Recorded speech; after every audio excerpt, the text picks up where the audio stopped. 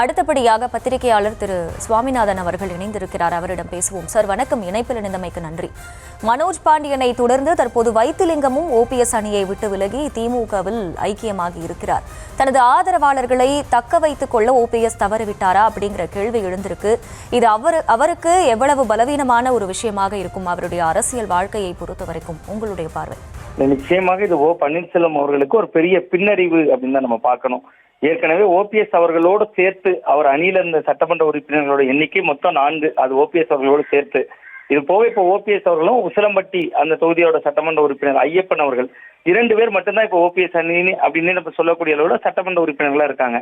ஏற்கனவே மனோஜ் பாண்டியன் அவர் ஏற்கனவே தன்னுடைய பதவியை ராஜினாமா செய்துவிட்டு திமுகவில் இணைந்திருந்தார்.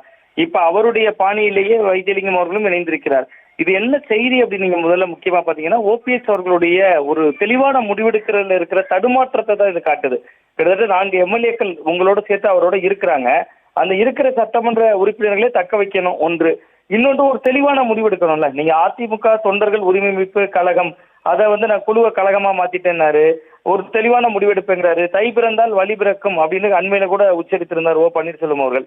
அதாவது அவருடைய நிலைப்பாட்டுல அவருக்கான ஒரு முடிவெடுக்கிறதுல காட்டுற சுணக்கம் தான் அவரோட பலவீனம் அப்படின்னு நம்ம பார்க்க வேண்டியிருக்கு. நீண்ட நெடிய அரசியல் அனுபவம் கொண்டவர். திரு ஜெயலலிதா அவர்களுடைய இடத்தை நிரப்பப்பட்டவர், அவராலே நியமித்து நிரப்பப்பட்டவர். அதெல்லாம் ஓகே தான்.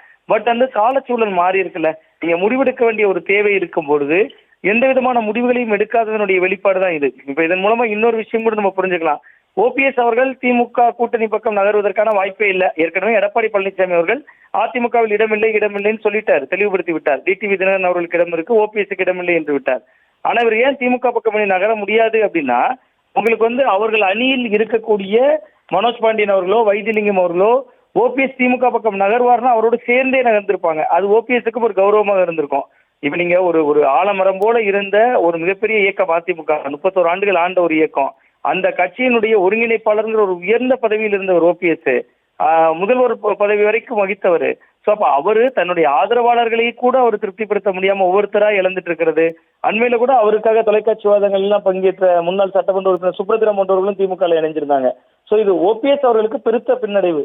நீங்கள் தேர்தல் வருகிற பொழுது அவருக்கு பின்னாடி ஒரு 4 எம்எல்ஏக்கள் இருந்தாங்கிறது தான் அவருக்கான மதிப்பீடா பார்க்கப்படும். அந்த இடத்தையும் ஓபிஎஸ் அவர்கள் இழந்திருக்கிறார்.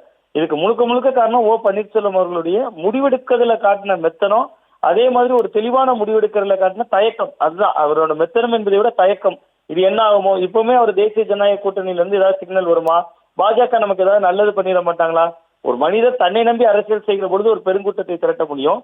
தன்னை யாராவது மீட்பராக காக்க மாட்டாங்களா என்கிற இடம் நோக்கி ஓபிஎஸ் அவர்கள் நகர்ந்திருக்காரு. அதனுடைய பலனை தான் அவருக்கான விஷயமா பார்க்கப்படுது அப்படின்னு நான் புரிஞ்சுக்கிறேன். இணைப்பில் இணைந்து உங்களுடைய பார்வைகளை பகிர்ந்து கொண்டமைக்கு நன்றி திரு சுவாமிநாதன்.